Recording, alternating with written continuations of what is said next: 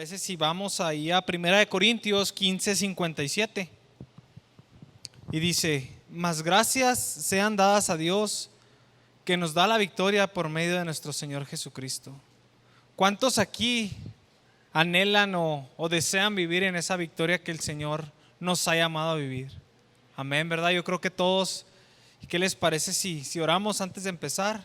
Señor, te damos gracias por esta palabra que estamos por escuchar, Padre, que sea de bendición para nuestra vida, Padre, que podamos sembrarla, Señor, en nuestros corazones y que dé un fruto, Señor, para poder vivir, Señor, en esa victoria, Señor, que tú quieres que vivamos, Señor. Gracias, Padre, porque podemos tener acceso, Señor, a tu palabra, Señor, porque podemos tener, Señor, esta oportunidad, este privilegio tan grande, Señor, de conocer tu palabra, Señor, y tener acceso a ella, Señor. En el nombre de Cristo Jesús. Amén. Pueden tomar su lugar. Bueno, como les comentaba, pues yo creo que todos anhelamos vivir en esa victoria, en esa paz a la cual el Señor nos ha llamado. Y el título del mensaje de esta tarde es ¿cómo vencer el sentimiento de culpa? Porque este sentimiento de culpa es un impedimento a que tengamos esa victoria a la cual el Señor nos ha llamado. Alguna vez, pues yo creo que todos hemos luchado, ¿no?, por eliminar alguna carga, una carga de culpabilidad de alguna persona que tal vez nos haya echado en cara algún problema que ni siquiera nos correspondía, ¿verdad?, pero que nos hizo sentir esa culpa, ¿verdad? Y esta tarde pues aprenderemos cómo vencer ese estado de ánimo y cómo ser un ganador sobre la culpabilidad. Los psiquiatras y psicólogos confirman pues mediante muchos estudios que muchos de los problemas emocionales y nerviosos que muchas veces pasamos, inclusive enfermedades, es por luchas interiores que no han sido resueltas. Nada, ni siquiera la medicina. Algunas personas se refugian en las drogas, en el alcoholismo, en las diversiones, en los viajes. Nada puede ayudar a una conciencia intranquila. Solamente hasta que lo resolvamos de la manera bíblica. Y como primer punto, me gustaría que empezáramos a ver el pecado y la culpa. Y como inciso A, culpables pero perdonados. Para que podamos entender bien este tema de culpabilidad, es necesario entender y aceptar pues que todos hemos sido pecadores, ¿verdad?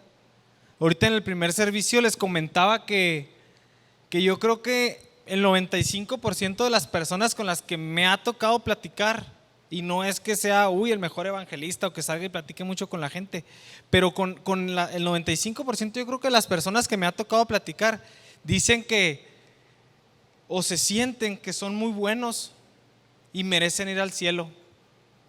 Oiga, ¿usted cree que se siente bien? ¿Usted cree que va a ir al cielo? Sí, no, yo he sido una persona muy buena, he hecho las cosas bien, dicen. Pero la realidad es otra, porque la palabra ahí en 1 Juan 1:8 dice: si decimos que no tenemos pecado, nos engañamos a nosotros mismos y la verdad no está en nosotros. Entonces, un engaño muy grave es creer que no tenemos pecado, que nunca hemos hecho nada malo. Pero pues gloria al Señor que Cristo pagó por nuestra culpa, ¿verdad? Así que si nos hemos arrepentido, si tú te has arrepentido y has decidido seguir a Cristo, pues hemos sido declarados perdonados, aunque hayamos sido culpables en algún momento. ¿Sí? Otro punto es, dice, ningún pecado es demasiado grande para el perdón de Dios. Y me gustaría preguntarles esta tarde si ustedes tienen alguna idea de por qué Dios perdona todos nuestros pecados. Y algunos pudieran decir: no, pues porque Él nos ama, tal como lo expresa Juan 3:16, ¿verdad? Que Dios envió a su Hijo a este mundo para morir por nosotros, ¿verdad? Para pagar por nuestra culpa. Y hay quienes pudieran decir: porque Jesús ya pagó con su sangre por todos nuestros pecados. Y tal como lo indica Efesios 1:7, que dice: en quien tenemos redención por su sangre, el perdón de pecados según las riquezas de su gracia. Y todo esto es verdad, ¿verdad? No hay pecado que el Señor no perdone. Inclusive en la Biblia podemos ver algunos ejemplos de personas que han sido, pues ahora sí que si lo pudiéramos poner en un nivel de pecado, han pecado demasiado. Y me gustaría mencionarte algunos ejemplos esta tarde, y el primero fue Moisés, quien fue un homicida. Y si me pueden acompañar ahí a Éxodo 2, 11 al 14. Dice: en aquellos días sucedió que, crecido ya Moisés, salió a sus hermanos y los vio en duras tareas, y observó a un egipcio que golpeaba a uno de los hebreos, sus hermanos. Entonces miró a todas partes, y viendo que no parecía nadie, mató al egipcio y lo escondió en la arena. Al día siguiente salió y vio a dos hebreos que reñían. Entonces dijo al que maltrataba al otro: ¿por qué golpeas a tu prójimo? Y él le respondió: ¿quién te ha puesto a ti por príncipe y juez sobre nosotros? ¿Piensas matarme como mataste al egipcio? Entonces Moisés tuvo miedo y dijo: ciertamente esto ha sido descubierto. Pero luego, ¿qué vemos después, no? Que Moisés fue perdonado y llegó a ser el libertador del pueblo de Israel. El segundo ejemplo es David, que no solamente también fue un homicida, un asesino, sino que también fue un adúltero, ¿verdad? Cuando envió a matar a Urías, cuando lo echó al frente de la batalla por el pecado que había cometido con Betsabé. Y ahí en Hechos 13:22 vemos cómo Dios hablaba de él, ¿verdad? Dice: quitado este, le levantó por rey a David, de quien dio también testimonio diciendo: he hallado a David, hijo de Isaí, varón conforme a mi corazón, quien hará todo lo que yo quiero. Entonces se imaginan esto, ¿no? Que David pues hizo todo esto malo, y aún así Dios lo llamaba un hombre conforme a su corazón. Y el tercer, y yo creo que más conocido ejemplo, es Pedro, ¿no? Cuando negó al Señor, ahí en Mateo 26, del 69 al 75. Si me pueden acompañar, por favor. Dice: Pedro estaba sentado fuera en el patio, y se le acercó una criada diciendo: tú también estabas con Jesús el Galileo. Mas él negó delante de todos diciendo: no sé lo que dices. Saliendo él a la puerta, le vio otra y dijo a los que estaban allí: también este estaba con Jesús el Nazareno. Pero él negó otra vez con juramento: no conozco al hombre. Un poco después, acercándose los que por allí estaban, dijeron a Pedro: verdaderamente también tú eres de ellos, porque aún tu manera de hablar te descubre. Entonces él comenzó a maldecir y a jurar: no conozco al hombre. Y enseguida cantó el gallo. Entonces Pedro se acordó de las palabras de Jesús, que le había dicho: antes de que cante el gallo, me negarás 3 veces. Y saliendo fuera lloró amargamente. Entonces podemos ver también cómo Pedro inclusive negó al Señor 3 veces, tal como lo había dicho.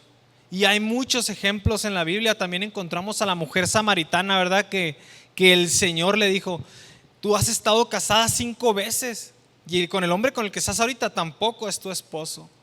Pero ¿qué pasó con ella? También fue perdonada y se convirtió en una fiel testigo de Cristo. Entonces pudiéramos pensar que hay pecados que son demasiado grandes en nuestra vida, que no hay perdón para ello. Pero una cosa es cierta: Jesús ya pagó por esos pecados. Amén. Número 2, la conciencia, la alarma del hombre. Si continúa pecando, su conciencia se puede acostumbrar y podría estar desarrollando una vida de esclavitud.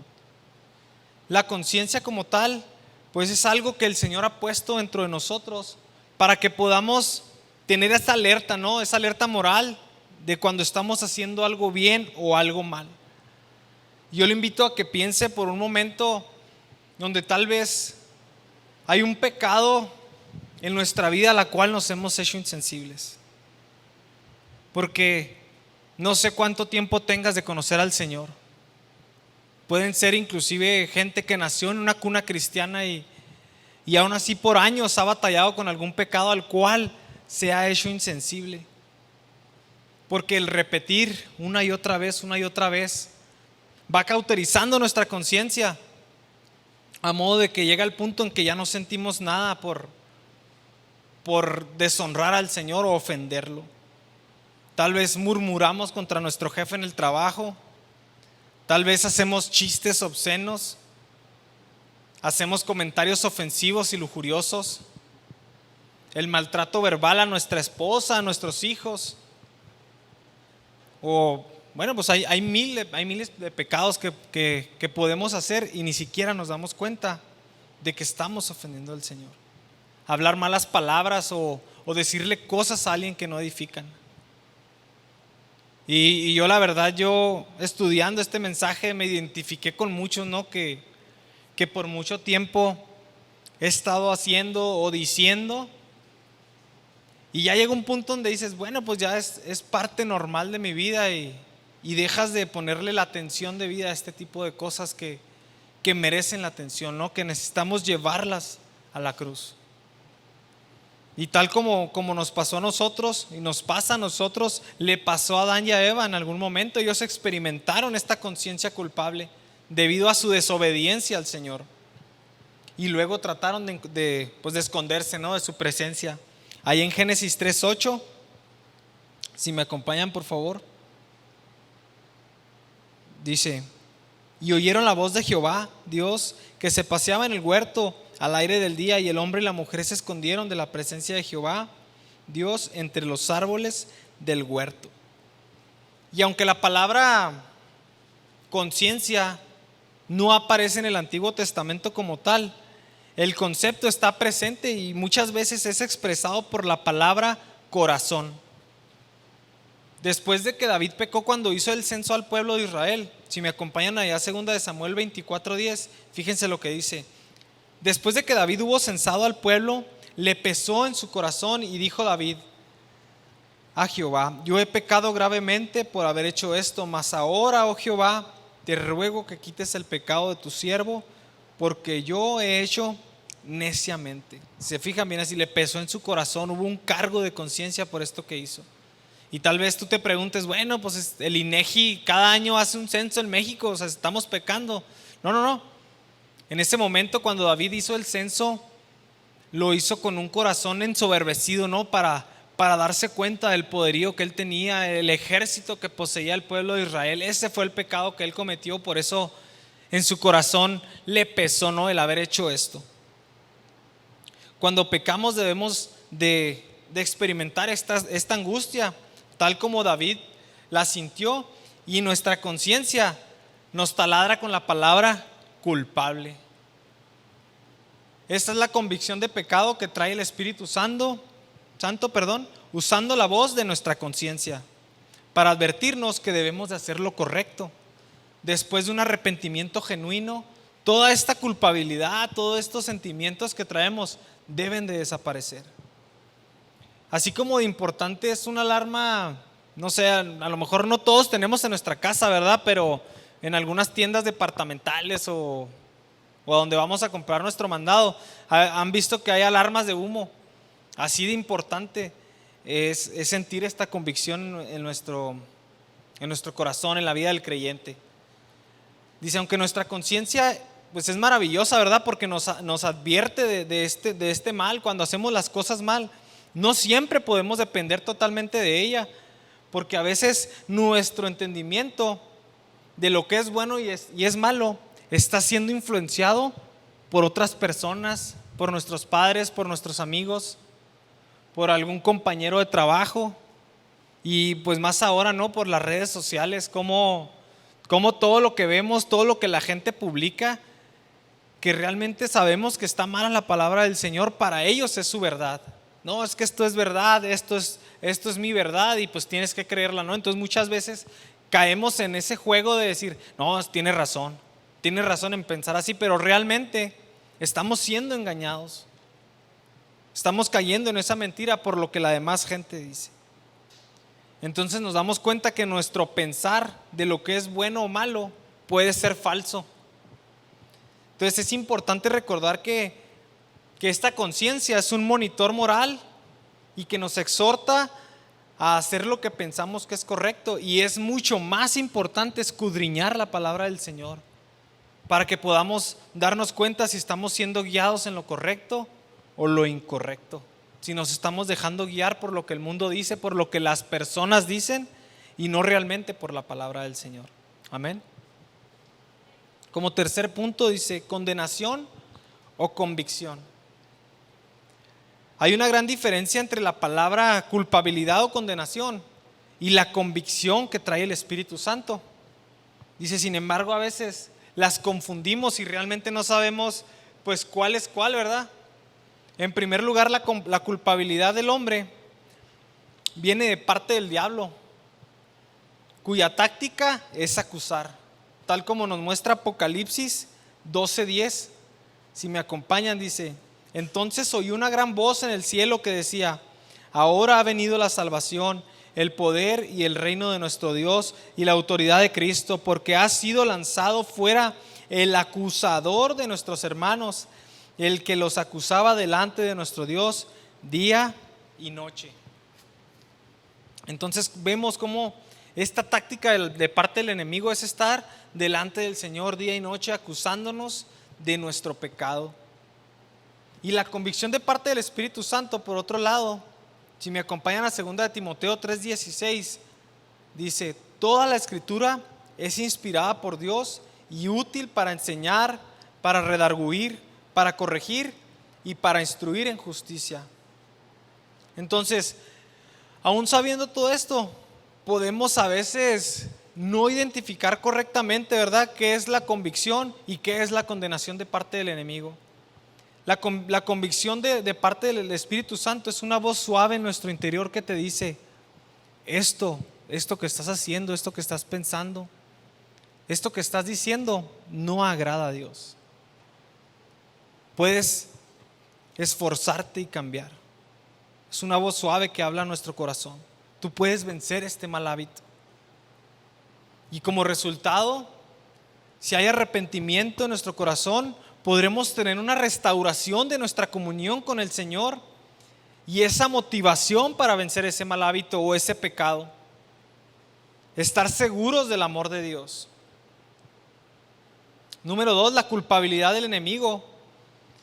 El enemigo usa esa voz en tu interior que te dice: eres un fracasado, eres un inútil, un indigno que jamás podrá cambiar. Esas son las palabras que el enemigo susurra a tu oído. ¿Para qué sigues intentando? ¿Para qué sigues buscando al Señor si sigues cayendo? No lo sigas intentando más, ya basta, dice. Tienes años luchando con esto y sigues tropezando y te levantas, te arrepientes y vuelves a caer. Ya no lo sigas intentando. Esa es la voz que susurra el enemigo. Pero el Señor no nos ha llamado a vivir a escuchar esa voz. Como hijos de Dios somos llamados a hacer su voluntad. Que aunque estemos luchando y batallando, sigamos en la búsqueda del Señor. Amén.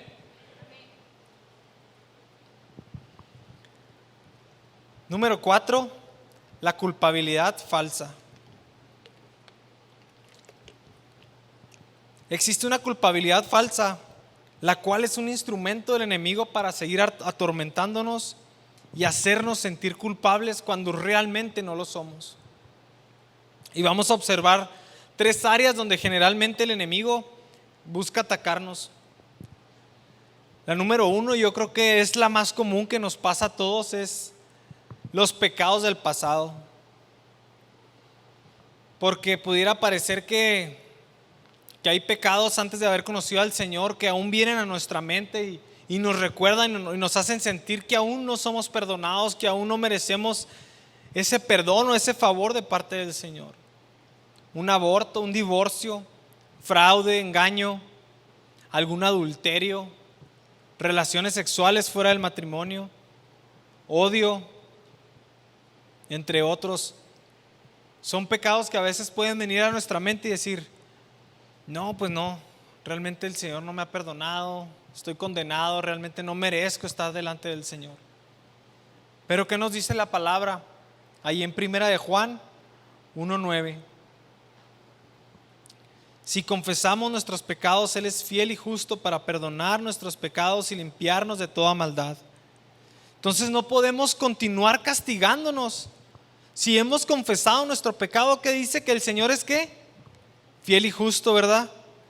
Fiel y justo para perdonarnos. Entonces no podemos seguir taladrando nuestra cabeza con ese pensamiento de castigo, decir que el Señor no nos ha perdonado, o inclusive decir, no, es que ese versículo no es real, es una mentira, el Señor no me ha perdonado. Pero tenemos que entender que Cristo vino precisamente a esto, a este mundo, a perdonarnos. Él ya pagó por todos esos pecados. Con su sangre derramada sobre esa cruz, Él ya cubrió completamente nuestros pecados. No hay nada más que pagar. Segunda área donde podemos ser atacados es tradiciones y reglas de hombres.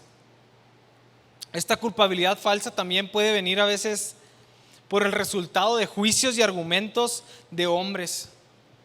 A veces la gente intenta controlarnos o manipularnos inventando reglas y reglamentos acerca de temas sobre los cuales la Biblia pues realmente no habla específicamente, o inclusive a veces sí lo hace muy específico, y aún así pues por falta de conocimiento nos hacen sentir que realmente estamos mal. Y un ejemplo muy claro en la palabra es cuando los fariseos acusaban a los discípulos del Señor, ¿verdad? Porque no se lavaban las manos antes de comer. Que les decían, no, están pecando porque tienen que lavarse las manos, es un pecado. Y estaban haciendo reglas que realmente el Señor nunca especificó, que nunca habló, es decir, que de lavarse las manos no es un pecado. Inclusive ahora, pues como hay religiones que te dicen que tienes que hacer ciertos sacrificios o ciertas mandas para recibir el favor del Señor. ¿Y eso qué hace? Pues le estás quitando mérito al sacrificio de Cristo. Porque la sangre de Cristo fue suficiente para todo. Tu bendición no proviene de algo que tú puedas hacer, proviene del Señor quien dio todo. Amén.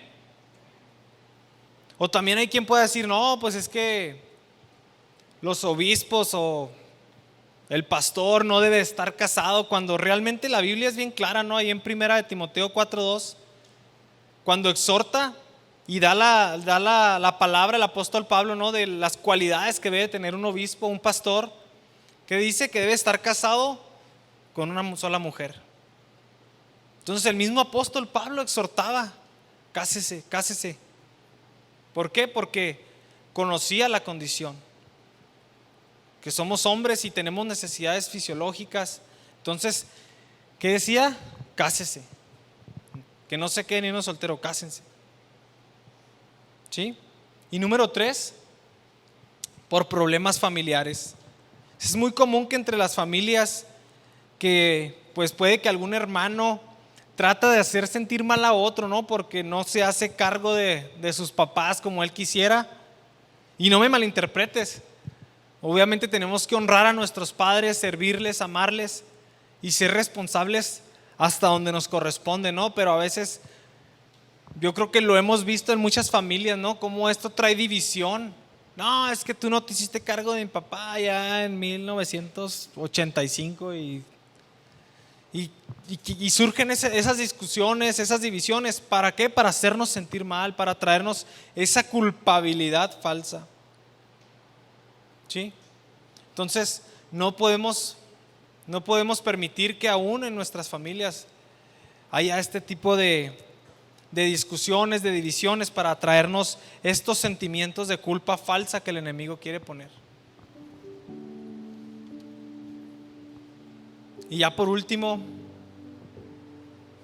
cuando hay una lucha interior no resuelta, las consecuencias, inclusive físicamente, pueden ser tan leves como un ligero dolor de cabeza,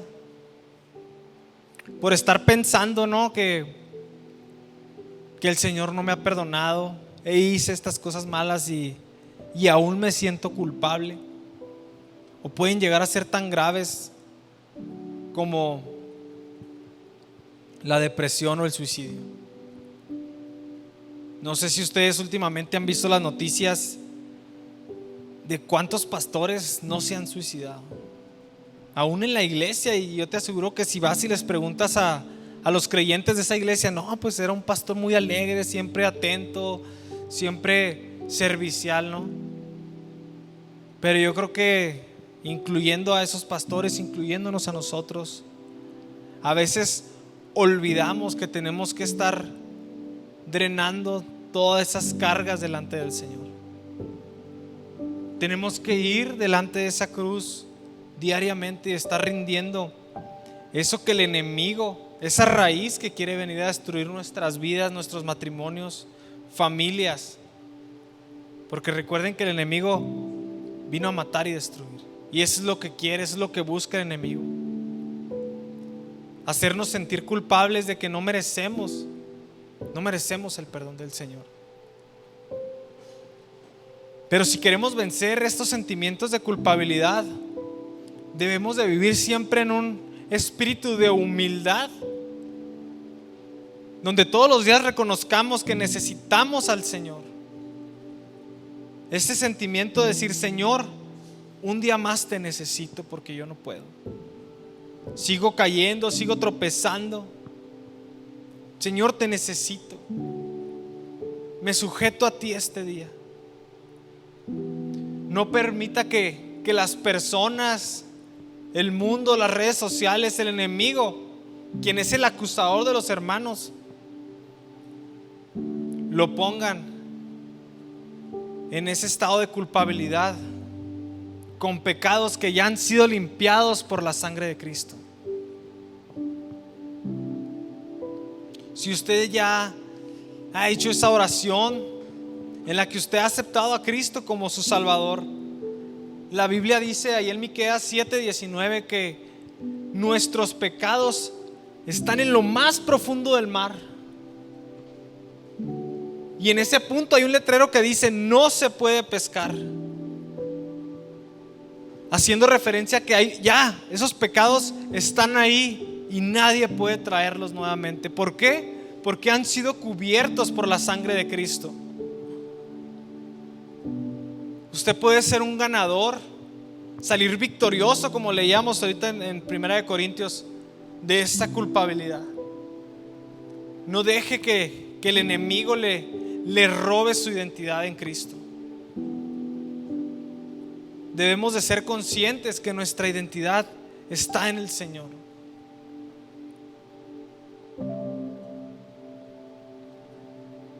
Tome en cuenta que para recibir perdón y ser libre de la culpabilidad, el primer paso que tenemos que dar es reconocer y confesar esos pecados que nos han tenido a veces atado por semanas, meses o años. Y yo espero que todos aquí hayamos tomado ese primer paso, ¿no? De haber decidido seguir a Cristo, hacerlo el Señor de nuestra vida. Muchas veces, pensando en mí, al estudiar este mensaje esta semana, como el estar en ese pecado a veces repetitivo una y otra vez, en el que tropiezas y pues te levantas, ¿no? Y vamos a echarle ganas, y vuelves a caer, y llega un punto donde dices: no, Señor, te entrego todo lo demás, pero esto voy a hacerlo por mi propia cuenta. Cuando ya haya vencido este mal hábito, este pecado, entonces sí, ya voy a volver otra vez a buscarte con esa intensidad, a servirte con esas ganas, ¿verdad? Pero la realidad de las cosas es que cuando hacemos eso, como leíamos ahorita, nuestra conciencia se va enfriando. ¿Y qué pasa? Ya no peco de la misma manera, sino que ahora lo hago mucho peor, pensando que por mis propias fuerzas voy a poder vencer ese mal hábito, ese pecado. Yo te invito a que te pongas de pie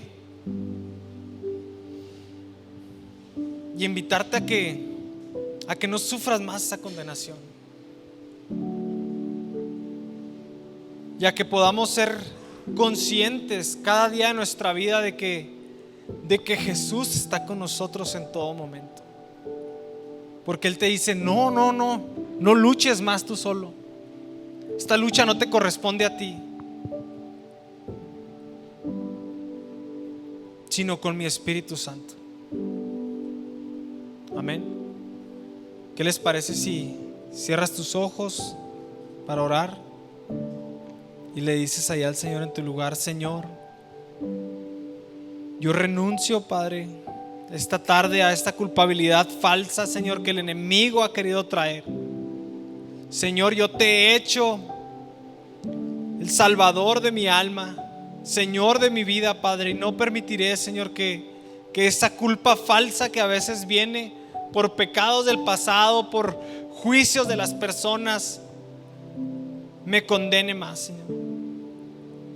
Tú ya has pagado, mi Cristo, por todos esos pecados, por todos mis pecados, Señor. Han sido echados a lo más profundo del mar. Y si tú que me estás oyendo a través de esta transmisión no has aceptado a Cristo, no lo conoces, no lo has hecho el Señor de tu vida, yo te pido que hagas esta oración conmigo. Señor, esta tarde te entrego mis pecados, Señor. Te entrego mi maldad, todo aquello que me aparta de tu presencia, todo aquello que me ha mantenido lejos de esa comunión en la cual tú quieres estar conmigo, Señor. Perdóname, Padre. Yo declaro con mis labios que tú eres el Señor de mi vida. Y te doy gracias, Señor, por tu perdón. Y por fe, Señor, creemos que toda esa culpabilidad, Señor, es echada afuera. Gracias, Padre. Y de la misma manera, Señor, decidimos perdonar a todas aquellas personas que han levantado juicios, Señor, sobre nuestras vidas. Todas aquellas personas que han querido imponer, Señor, cosas que tu Biblia, que tu palabra, Señor, habla claramente, Señor, que van en contra de ellas, Señor. Y te damos gracias, Padre, porque sabemos que nos perdonas y que toda esa culpabilidad que el enemigo ha querido traer, Señor, es falsa, Padre. Queremos llenarnos, Señor, de ese gozo, de esa paz que solamente proviene de parte de tu Espíritu Santo. Y te pedimos, mi Señor, que tu Espíritu Santo, Señor, nuevamente encienda, Señor, esa alarma moral de nuestra conciencia para poder ser advertidos de los tiempos, Señor. Que está bien y que está mal, Señor, y ser guiados siempre por tu palabra. Pon un hambre, Señor, más grande por tu palabra, Señor, para poder conocer cuál es el camino, el rumbo donde quieres llevarnos, Señor. En el nombre de Cristo Jesús te damos gracias, Señor. Amén.